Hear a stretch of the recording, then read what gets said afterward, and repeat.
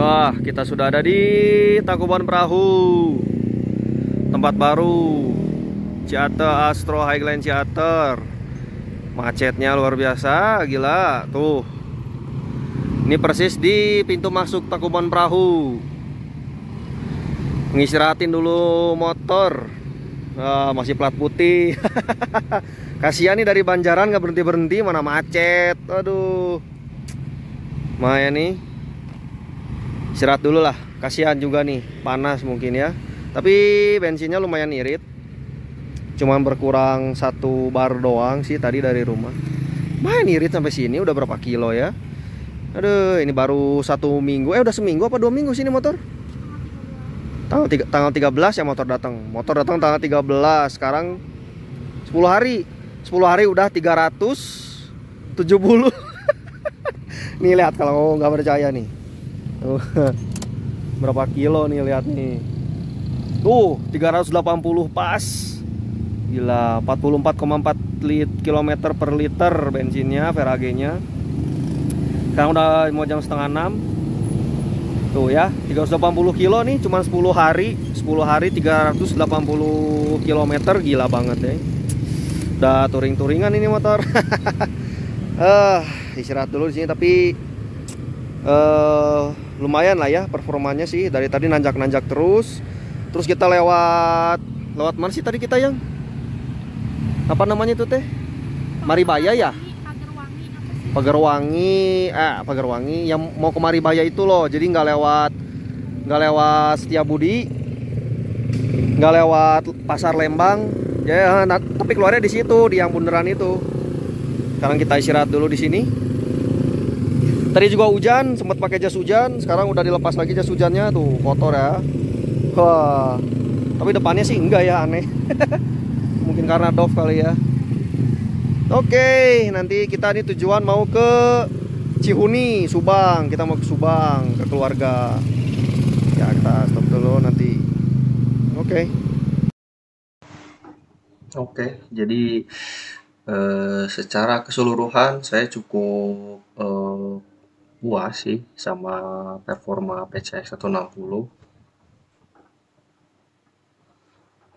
Sekedar informasi, berat saya sekitar 82 kilo, terus istri saya itu sekitar 76 kiloan. Kita berdua udah 150 kilogram lebih lah ya.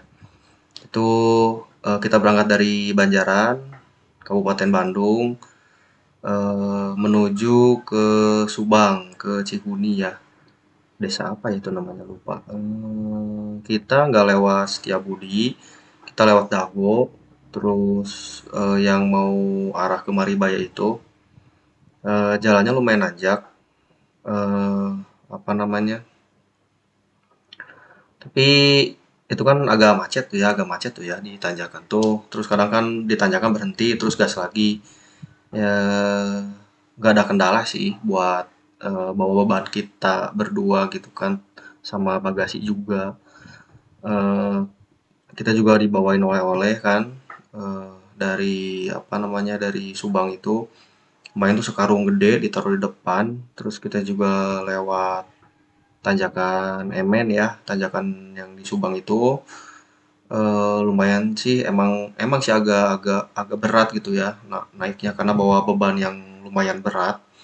Jadi nggak bisa terlalu gacor lah di tanjakan, tapi segitu sih menurut saya udah cukup lumayan. Kalau misalkan di turunan sih emang engine brake-nya kurang ya, maksudnya eh, ya kurang kerasa lah itunya apa namanya, engine brake-nya kurang kerasa. Terus karena ini motor CBS, rem depan belakangnya ikut bekerja meskipun depannya itu nggak seluruhnya bekerja, tapi kan ada sedikit lah ya cengkraman di rem depan kalau misalkan kita rem belakang juga. Tapi waktu menurun di turunan di tanjakan MN itu nggak begitu apa ya namanya, meskipun kita rem ya intinya jangan jangan jangan terus-terusan kita rem gitu.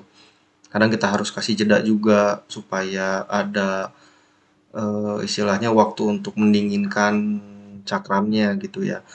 Kalau misalkan dirasa udah mulai kendor, bagusnya sih berhenti aja gitu supaya jaga-jaga gitu. Terus dinginin dulu lah sebentar gitu baru jalan lagi. Ya kita intinya sih butuh kesabaran aja. Nah, emang CBS itu sebenarnya apa ya namanya? Ya baik yang hujat sih, kombi block system lah atau apalah. Tapi menurut saya sih itu cukup berguna ya, terutama saat melibas tikungan.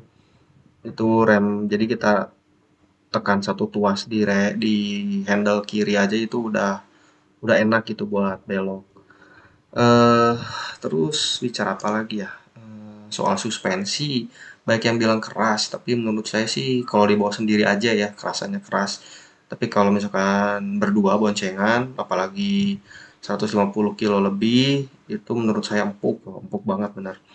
Udah lumayan lah kalau misalkan dibandingkan dengan Aerox ya. Saya kan punya Aerox juga, yang standarnya meskipun kita berdua juga udah 150 kilo lebih, tapi masih tetap keras ya kalau Aerox ya. Makanya Aerox itu saya ganti shockbreakernya pakai KTC atau aftermarket ya, jadi supaya lebih empuk. Kalau yang PCX sih menurut saya nggak perlu ganti shockbreaker ya, karena udah empuk menurut saya sih. Kalau misalnya dipakai boncengan itu bawa beban yang agak berat tuh udah enak lah, nggak ada kendala apa-apa gitu.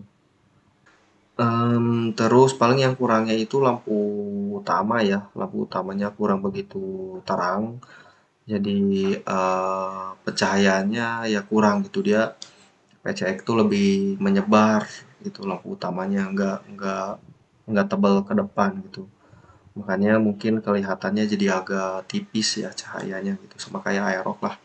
Aerox juga kan udah kasih lampu tambahan, cuman kalau PCX sih belum karena bongkarnya itu agak susah gitu.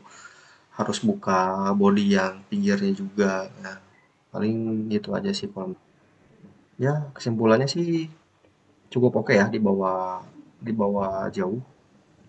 eh nggak begitu kendala, paling anginnya aja gitu agak kerasa karena bagian depannya tuh lebih rendah ya, windshieldnya juga nggak terlalu tinggi. Terus konsumsi bensin udah lumayan irit, posisi ridingnya juga enak, nyaman, kakinya juga bisa lebih lurus dibandingkan dengan NMAX yang baru ya. Tapi kalau NMAX yang lama tuh sama lah, bisa bisa sampai lurus lah gitu ya. Karena kan saya agak agak tinggi gitu. eh Terus apa lagi ya? Ya udah, bagi saya sih udah cukup lah ya. Paling kurangnya itu hanyalah dari sektor lampu aja ya, paling sama apa namanya, kena anginnya tuh banyak banget jadi harus agak dirubah atau dimodifikasi lagi. Selebihnya sih nggak ada komplain lah ya, udah cukup bagus. Dari desain juga ya mungkin selera masing-masing, tapi bagi saya itu bagus lah ya, tajam-tajam gitu kan ya, kelihatannya elegan sih gitu. Ya mungkin sekian aja ulasan dari si PCX 160 ini. See you next time, bye bye, thank you.